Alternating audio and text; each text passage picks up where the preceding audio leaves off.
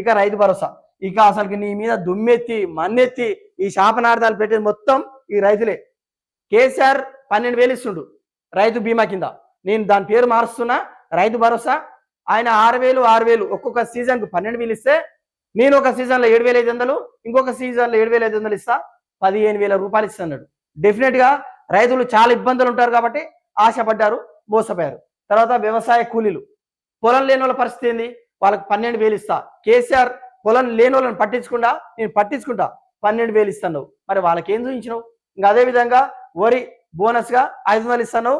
కొన్ని నార్త్ తెలంగాణలో ఇచ్చినవేమో తెలియదు, కానీ ఈ రైతులు ఈ చేయుత కింద అవ్వతాతలు మాత్రం నీకు ఎప్పుడు బుద్ధి చెప్పాలని వాళ్ళు ఓటు కోసం వెయిట్ చేస్తున్నారు. రేవంత్, ఇది వదిలిపెట్టి ఇవన్నీ 6 పథకాలు ఇవన్నీ వదిలిపెట్టి నువ్వేం చేస్తున్నావు? హైడ్రా పేరు మీద ఇల్లు కొడుతున్నావు. భూదాన్ భూములు రక్షిస్తున్నా అని అక్కడ ఖమ్మంలో ఇల్లు కొట్టావు.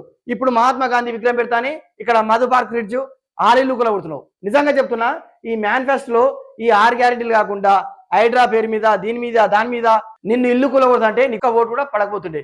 నువ్వు కట్టించే ఇల్లు పక్క పెడితే ఇప్పటికే దాదాపుగా 10,000 ఇల్లు నువ్వు కూలగొట్టావంట. వాళ్ళు ఎన్ని శాపనార్థాలు పెడుతుర్రు. నువ్వు పీకి కట్టలు కట్టేదేం లేదు. వాళ్ళ కట్టుకున్న ఇళ్ళనన్నా కూలగొట్టకుండా కనీసం వాళ్ళ ఇళ్ళన్న వాళ్ళ కుంచు రేవంతు. సో ఈ వీడియో చూస్తున్న వ్యూవర్స్ అందరూ పార్టీలకు అతీతంగా మీరేమనుకుంటారో కామెంట్ చేయండి.